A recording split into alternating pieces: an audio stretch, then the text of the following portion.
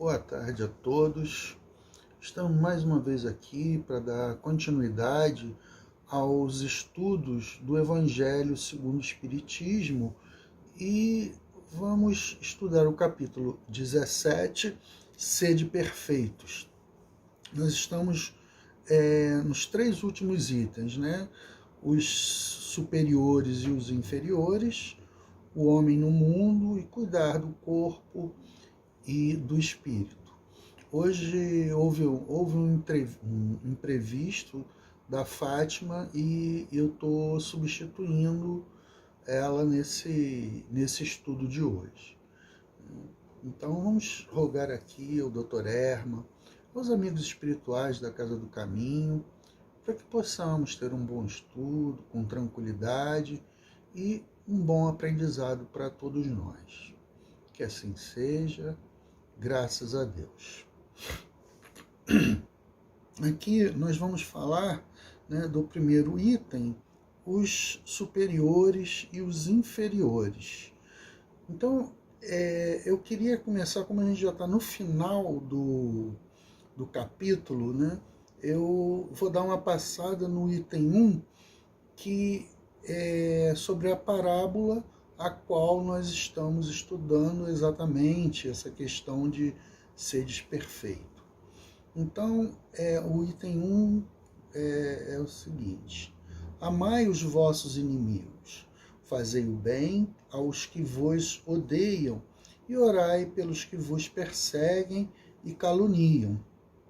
Porque, se somente amardes os que vos amam, que recompensa tereis disso? Não fazem assim também os publicanos? Se unicamente saudardes os vossos irmãos, que fazeis com isso mais do que os outros? Não fazem o mesmo os pagãos? Sede, pois, vós outros perfeitos, como perfeito é o vosso Pai Celestial. Então aqui, essa parábola é de Mateus, de 5, 44, 46 a 48. Né? Então nós vemos aqui essa questão da nossa perfeição moral. Né? Quer dizer, na realidade, quando Jesus traz essa questão da perfeição moral, ele já vem trazendo algo muito diferente do que o entendimento que se tinha na época, né? Essa questão de amar os vossos inimigos. Então, essa é um dos exemplos aqui. Então, e ele faz aqui nessa parábola, né, as perguntas: se nós amarmos apenas aquelas pessoas que nos amam, o que nós estamos fazendo de diferente dos outros? Então, a perfeição, né, ela consiste em nós podermos extrapolar essa questão de não amarmos somente aqueles que nos amam, que as pessoas a qual nós temos um bom relacionamento. Então é o que ele coloca aqui nessa parábola, que nós possamos ser diferentes, porque as pessoas que são diferentes de nós, que são pessoas ainda que estão em caminhos de vícios, né, e outros problemas que têm, elas se sintonizam com as pessoas da mesma faixa delas. Então, se eu apenas estou amando aqueles que me relaciono, que me dou bem, eu não faço nada diferente, porque eles também se sintonizam, se amam dentro daquele grupo. Né? Então, quando Jesus faz essa vocação, né, a todos nós, né, amar os vossos inimigos, é claro que esse amar aqui aos vossos inimigos tem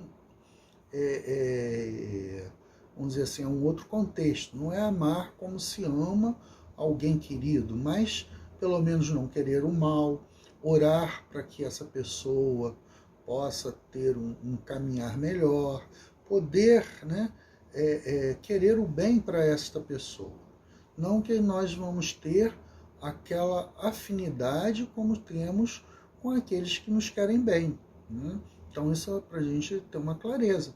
Mas de qualquer forma, nós estamos tendo atitudes benéficas, né, em relação a essas outras pessoas que são diferentes de nós. Então, é isso que vem sendo colocado, né, como essa perfeição. E essa perfeição, ela é relativa, né, dentro das nossas possibilidades de nós termos o melhor comportamento, buscarmos a cada dia um melhoramento, né?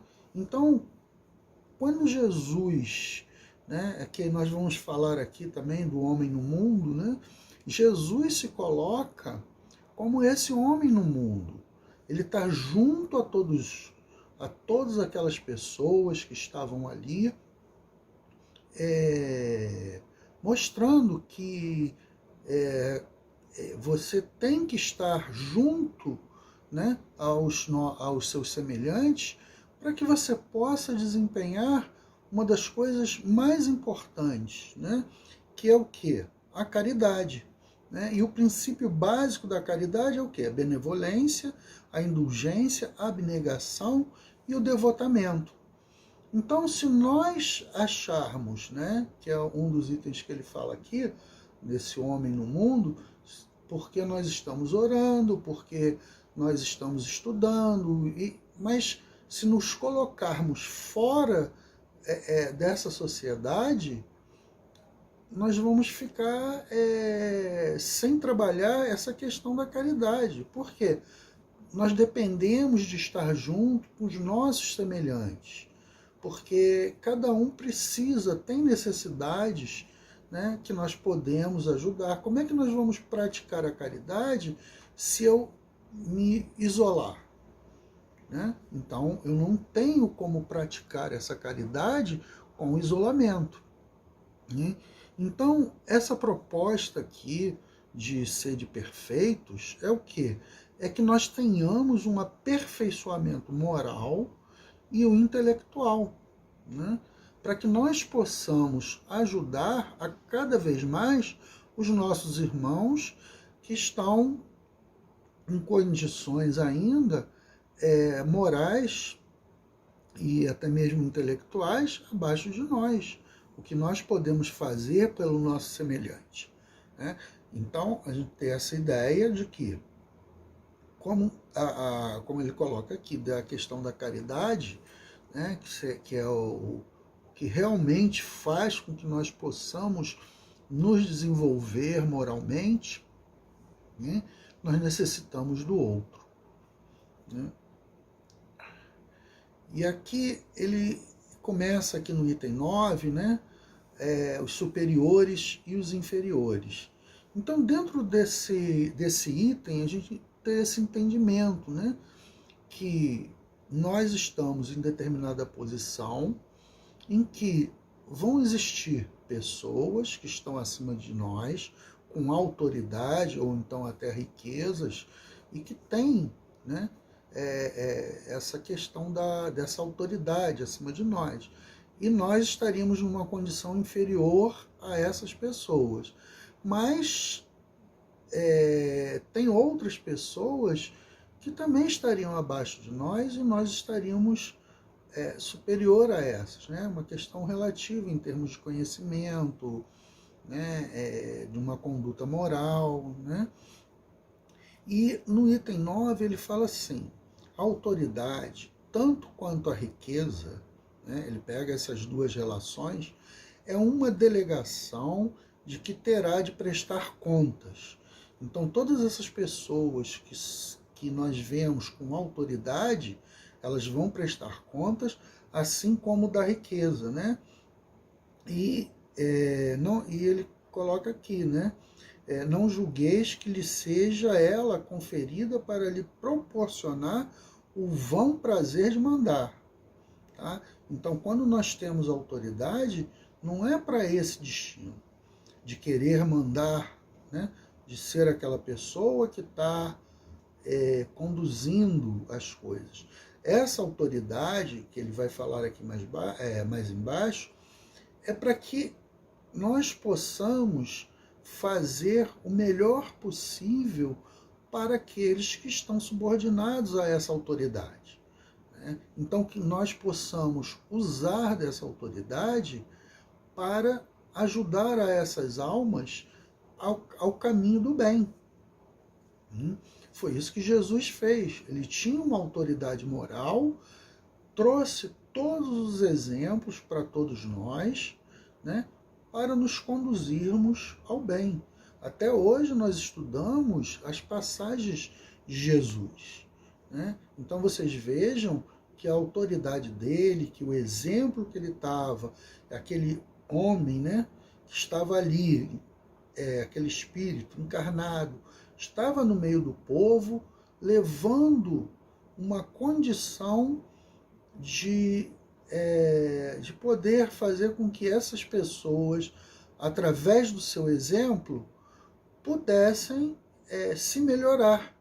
Ele dando os exemplos de tudo aquilo que poderia levar a esses espíritos da época a um caminhar melhor, mais seguro, né? Então, assim, foi muito importante essa passagem dele, nos trazendo toda essa riqueza, né, de conhecimento, da questão da prática da caridade, né? E o espírito aqui, ele continua, né? Nem conforme o supõe a maioria dos potentados da terra, como um direito, uma propriedade, quer dizer, né, essa autoridade, ela não é um direito, não é uma propriedade. Por quê? Quando Deus quer, ele vem e retira, né, essa autoridade de quem quer que seja, né?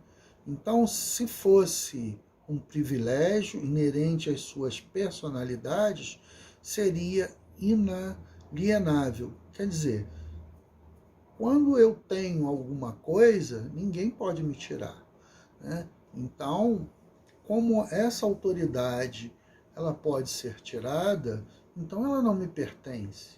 No momento, eu posso ser um líder, né? Ter essa condição. Mas eu posso, dependendo do caminho a qual eu estou conduzindo as pessoas que estão sobre a minha tutela, né, eu posso ser retirado, né, dessa condição de comando, né? E hoje nós estamos passando por uma condição muito complicada, que é essa questão da guerra que nós estamos vivendo lá na Ucrânia. Quer dizer, nós estamos aqui de longe acompanhando, vendo o sofrimento, né, desses nossos irmãos ucranianos e até mesmo daqueles soldados russos que estão lá, né, estão sendo comandados, são jovens que também estão lá e que vão obedecendo a um líder, né, que ao invés de conduzir o povo russo a uma condição de paz, de harmonia, não, está levando à perda de jovens, né, de crianças, né, de pessoas, né? Então, assim, é uma conduta equivocada e que tem consequências no futuro para o presidente da Rússia, né? Então, assim, quando nós temos essa autoridade, né, como é colocado aqui embaixo, ó, Deus confere a autoridade a título de missão ou de prova, quando entende, e a retira quando julga conveniente. Então vocês vejam, então quando nós estamos com uma autoridade dessa, nós estamos aqui, como ele coloca aqui anteriormente, né, a título de missão ou de prova. Então, por exemplo, as pessoas hoje que são pais, né, mães, ou que têm algumas crianças que estejam a educar, é uma missão, né? Pode ser uma prova também, mas que é de uma coisa assim muito alta, né? Porque nós estamos conduzindo, educando outros espíritos para que possam ter uma condução na sua vida melhor, né? Que tenham um crescimento, que tenham um envolvimento com as outras pessoas de acordo com os ensinamentos que Jesus nos trouxe, né? Então, nós podemos, dentro dessa autoridade que nós temos, né, não só apenas como pais, mas em relação a outras pessoas que nós estamos transmitindo uma educação, passando exemplos, bons exemplos, né? Então a gente também está ali numa missão, num dever a ser cumprido. E isso nós temos que fazer da melhor maneira possível, né? E aqui eu vou ler mais um trechinho aqui para a gente ter um entendimento, né? Para de repente fugir alguma coisa aqui. Ó, quem quer que seja depositário de autoridade, seja qual for a sua extensão, desde a do Senhor sobre o seu servo, até a do soberano sobre o seu povo. Não deve olvidar que tenha almas a seu cargo, né?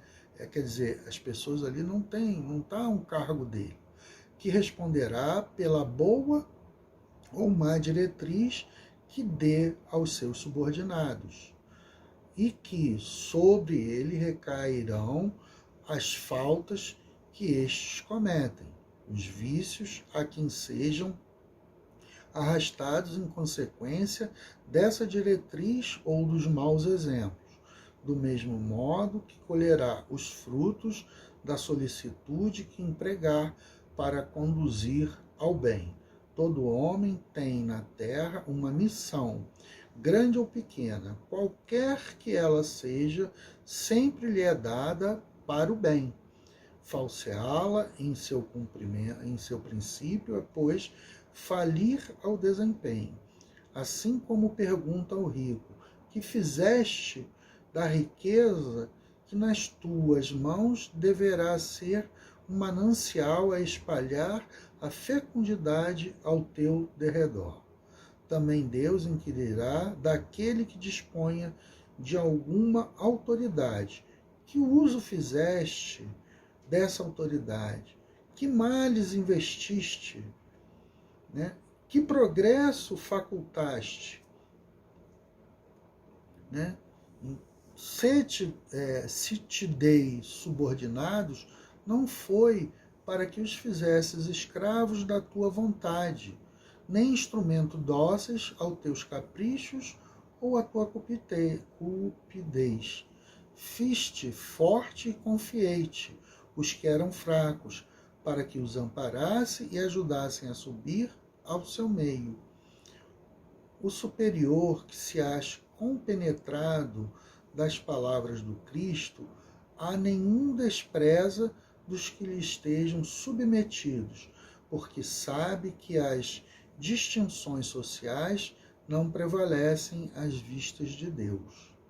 Ensina-lhe o Espiritismo que, se eles lhe obedecem, talvez já tenham dado ordens, ou poderão dar-lhes mais tarde, e que ele então será tratado conforme os haja tratado, quando sobre eles exercida a autoridade. Né?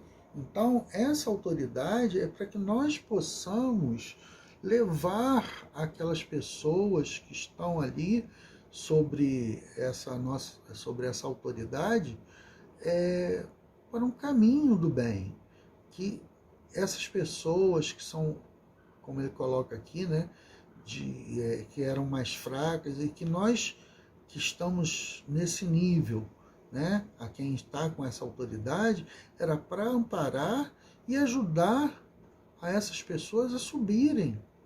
Né? Então, e vão ser cobrados de acordo com o uso dessa autoridade. Nós estamos usando para o bem, para conduzir a um progresso moral daquelas pessoas que estão ali sobre a subordinação, né, de quem tem essa autoridade, ou estamos fazendo com que as pessoas vão por caminhos tortuosos. Então, a pessoa que está nesse comando, ela vai responder por isso, pelo bem ou pelo mal que está fazendo na sua condução, né? Não esquecendo que isso é uma prova ou missão desse espírito, né? Se o superior tem deveres a cumprir, o inferior de seu lado também os tem, não menos sagrados. Se for espírita, sua consequência ainda mais imperiosamente lhe dirá que não pode considerar-se dispensado de cumpri-los, né? Então, por quê? Porque nós já temos uma ideia bem grande em relação, né, a essa questão da reencarnação, que em determinados momentos nós podemos estar numa determinada posição de comando e em determinado momento podemos estar sendo comandados. Então é importante que, quer dizer, quando nós temos esse conhecimento doutrinário, então nós conseguimos ter uma avaliação melhor, porque nas outras doutrinas, né, nas outras religiões, só se pensa numa vida única, né? Então fica realmente difícil de ter o raciocínio qual nós podemos ter dentro da doutrina, porque nós sabemos que vamos reencarnar várias vezes para ter o aprendizado. Então, em determinados momentos, determinadas encarnações, nós podemos ter autoridade, nas outras nós virmos como o que ele coloca aqui, como inferiores, para ter um aprendizado, e sendo espírita, tendo esse conhecimento que nós temos, nós podemos ter a humildade de nos submeter àquela condição, né? Porque muitas pessoas não aceitam ser comandados, né? Tem ainda uma rebeldia muito grande, né? Então, o espírito aqui é François Nicolas Madeleine, né? Cardeal Morlotte, Paris, 1863. Então ele coloca para todos nós essa questão, porque se você tem um ensinamento doutrinário, você pode falar assim, olha, de repente eu já estou nessa posição, porque a determinado tempo eu posso ter comandado, e agora eu talvez não tenha sabido comandar, e hoje eu estou de repente com alguém que está comandando, e uma pessoa talvez que não seja a melhor possível, né?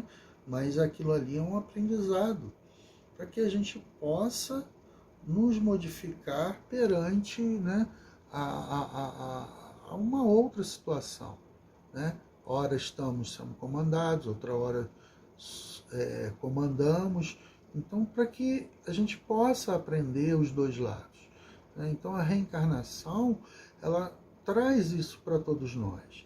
Nós passamos por várias experiências, várias situações nas nossas vidas para termos um aprendizado, né? Então é importante, então, quando ele chama aqui a atenção para os espíritas, exatamente isso, que o que nós estudamos é para compreender essa caminhada que nós estamos fazendo, né? Então, assim,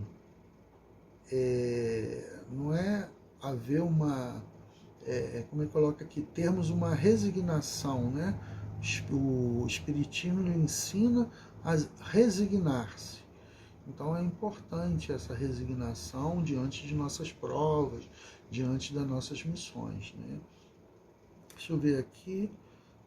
Ele coloca: sua crença lhe orienta a conduta e o induz a proceder como quereria que seus subordinados procedessem para com ele, caso fosse o chefe. Por isso mesmo, mais escrupuloso se mostra no cumprimento de suas obrigações, pois compreende que toda negligência no trabalho que lhe está determinado redunda em prejuízo para aquele que o remunera e a quem deve ele o seu tempo e seus esforços.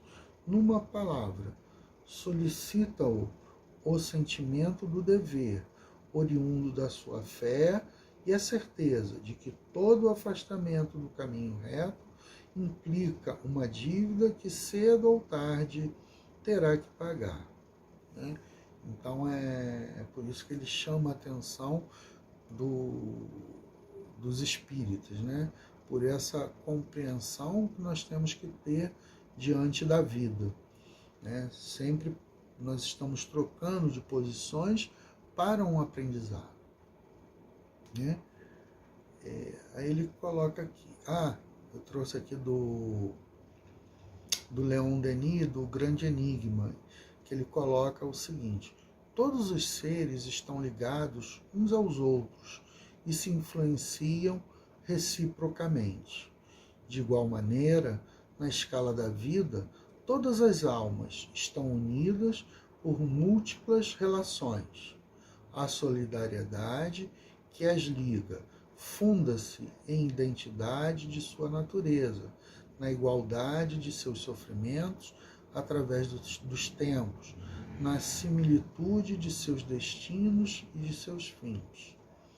A alma humana sente todas as atrações da vida inferior, ao mesmo tempo percebe os chamados do alto. Nessa penosa e laboriosa evolução que arrasta os seres, há um fato consolador sobre o qual é bom insistir. Em todos os graus de sua ascensão, a alma é atraída, auxiliada, socorrida pelas entidades superiores. Todos os espíritos em marcha são auxiliados por seus irmãos mais adiantados e devem auxiliar, por sua vez, todos aqueles que estão abaixo. Né? Então, nós somos auxiliados por espíritos superiores a nós, e nós que estamos superiores a outros, nós também devemos prestar esse auxílio. Né? Então é importante nós vivermos nesse mundo. Né? E aqui a gente começa o item 10, o homem no mundo. Né? Então ele fala o seguinte: um sentimento de piedade deve sempre animar o coração dos que reúnem sobre as vistas do Senhor e imploram a assistência dos bons espíritos. Purificai, pois, os vossos corações. Não consintais que neles demore qualquer pensamento mundano ou fútil. Elevai o vosso espírito àqueles por quem chamais, a fim de que, encontrando em vós as necessárias disposições, possam lançar em profusão a semente que é preciso germine em vossas almas e dê frutos de caridade e justiça. Não julgueis, todavia, que, exortando-vos incessantemente a prece e a evocação mental, pretendamos vivais uma vida mística que vos conserve fora das leis da sociedade onde está condenados a viver. Quer dizer, esse trecho aqui, eu já falei lá anteriormente, né? A gente está ali, não devemos ficar apenas, né, como ele coloca aqui, nessa evocação mental, né, de uma forma, numa vida mística. Né? Por quê? Porque nós temos uma vida de relação, né? Nós temos que praticar a caridade. Então, se nós ficarmos vivendo só nessa contemplação, nós não vamos ter um crescimento moral. Né? E isso pode nos levar a acharmos que somos superiores às outras pessoas, né? E estarmos no nível acima e não misturarmos com elas. Não foi isso que Jesus fez. Na sua condição moral, né, o maior espírito que passou pela terra, ele foi o homem no mundo, dando exemplo, auxiliando a todos. Tem até aquela parábola que ele diz que ele não veio trazer a paz sim a espada, né, no sentido de trazer uma coisa completamente diferente, e isso iria causar, né, muita dor e sofrimento, porque as pessoas teriam que se modificar, né? E toda mudança, apesar de ser a mudança no sentido do amor, da fraternidade, da caridade que Jesus veio trazer, essa mudança foi uma coisa muito dolorida para as pessoas, né? Quer dizer, foi como ele coloca, né, que ia ficar pai contra filho, né, toda aquela coisa. Por quê? Porque uns iriam seguir ele, nesse sentido do amor, da caridade, né, coisas que ainda as pessoas não estavam acostumadas. Então, isso é como ele vem trazendo, falando sobre essa divisão. Então, é necessário que nós estejamos envolvidos com todas essas pessoas que são diferentes a nós. Por quê? Porque se nós temos alguma coisa e podemos levar para o nosso semelhante, que nós o façamos. É essa a nossa função dentro desse mundo de provas e expiações. Assim como teve outras pessoas que nos influenciam no caminho do bem, então nós também temos o dever de retribuir todo o bem que recebemos. É isso que esse Evangelho vem trazer para nós, de uma forma clara, não mais em forma de parábola, né? Mas dando um direcionamento, nos conduzindo os nossos pensamentos para caminhos mais seguros. Então é importante que nós possamos realmente viver esse Evangelho. Não ficar apenas nessa coisa mística, de ficar apenas em oração, achando que isso é uma mudança. Não, nós temos que orar, mas temos que praticar, porque as pessoas estão ao nosso lado. Nós temos hoje, aqui, agora nesses últimos 2 anos, pandemia. O quanto nós podíamos e podemos auxiliar dentro desse processo, né? A questão lá de Petrópolis agora, né? Então, mais uma condição que nós temos para trabalhar essa nossa condição moral, praticarmos a caridade. Então, sempre temos alguma coisa, né, a fazer. E temos agora esse processo da guerra, né, uma coisa muito violenta, em que jovens, né, como eu coloquei lá, crianças morrendo por causa de alguém que tem uma autoridade e está canalizando essa autoridade para uma condição, né, que vai ser muito ruim para todos nós, né? E aqui ele continua aqui, né, assim, vivei com os homens da vossa época como devem viver os homens, sacrificai as necessidades, mesmo as frivolidades do dia, mas sacrificai com um sentimento de pureza que as possa santificar. Sois chamados a estar em contato com espíritos de naturezas diferentes, de caracteres opostos. Não choqueis a nenhum deles com quem estiverdes. Sede jovial, sede ditosos, mas seja a vossa jovialidade a que provém de consciência limpa. Seja a vossa ventura a do herdeiro do céu, que conta os dias que faltam para entrar na posse da sua herança, né? E esse aqui foi a mensagem de um espírito protetor. E ele ainda continua assim, ó: não constitui a virtude em assumirdes severo e lúgubre aspecto, em repelires os prazeres que as vossas condições humanas vos permitem. Reporteis todos os atos da vossa vida ao Criador. Começardes ou acabardes uma obra, eleveis o pensamento a esse Criador.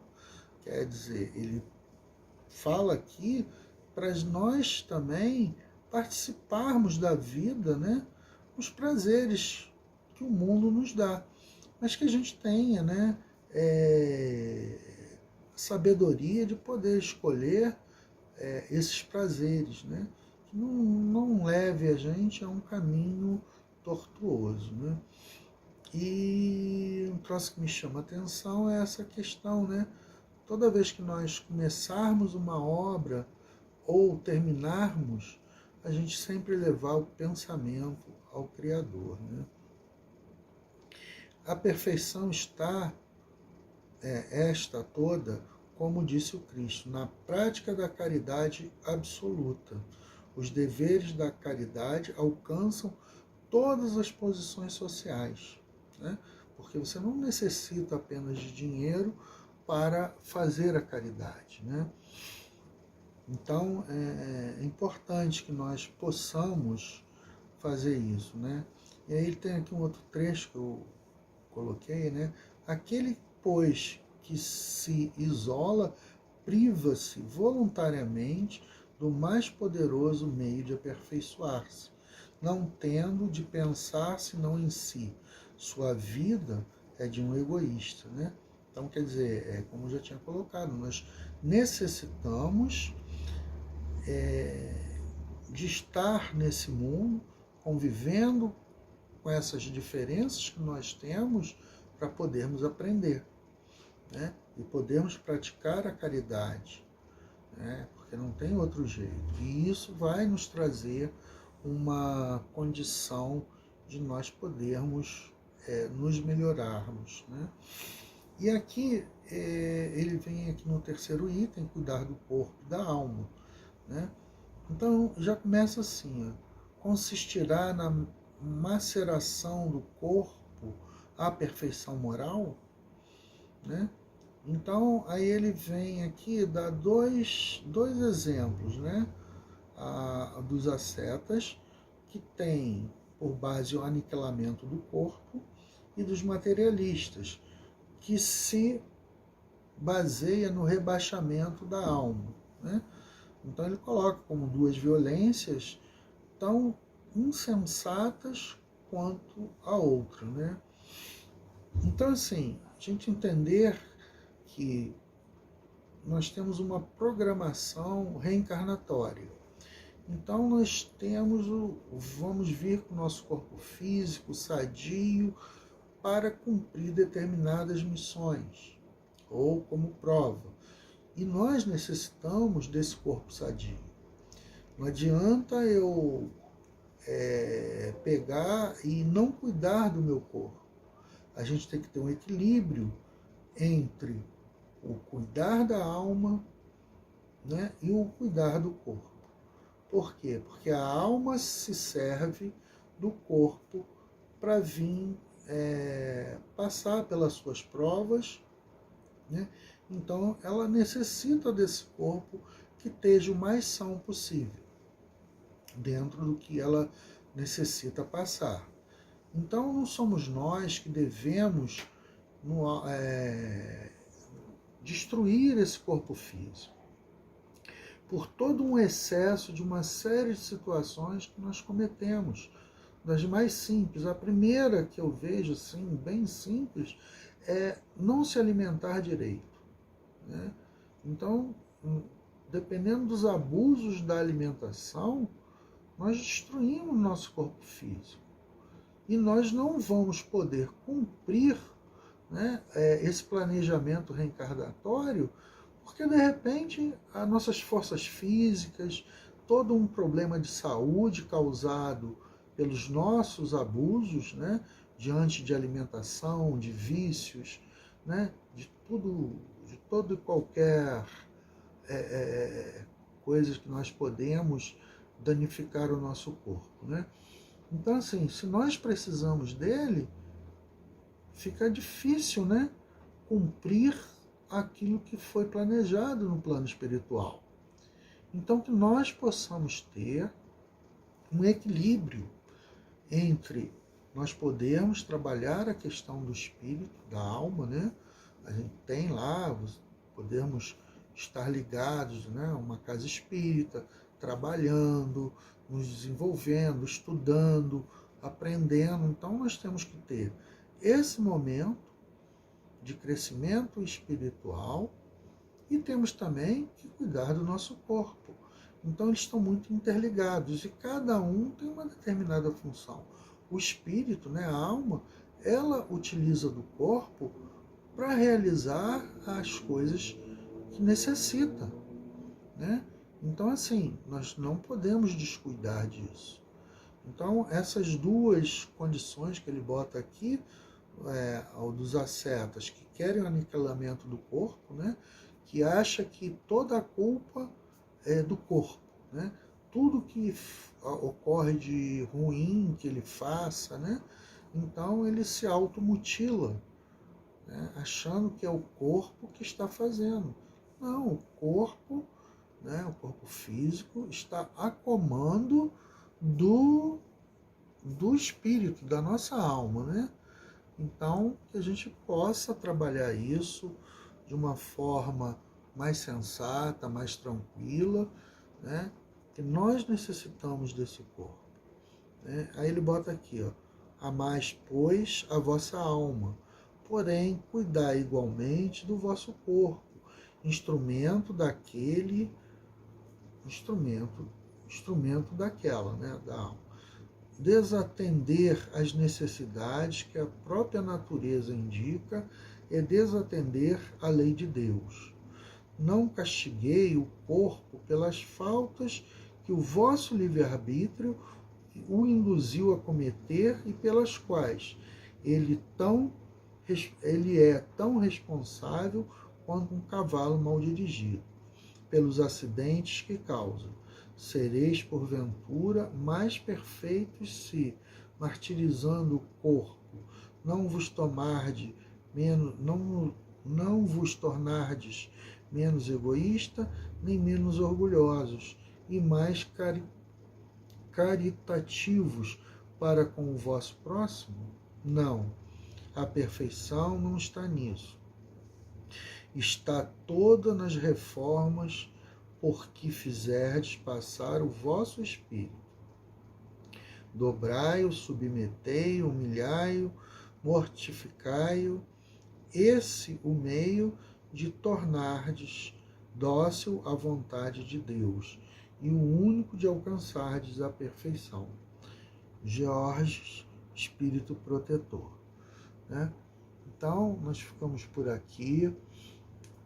Vamos entender que nós temos que cuidar do nosso corpo, da nossa alma com equilíbrio, né? E que nós estamos no mundo trabalhando junto com todos esses irmãos que necessitam, como nós necessitamos, de um amparo, de uma palavra, de um carinho fraterno, né?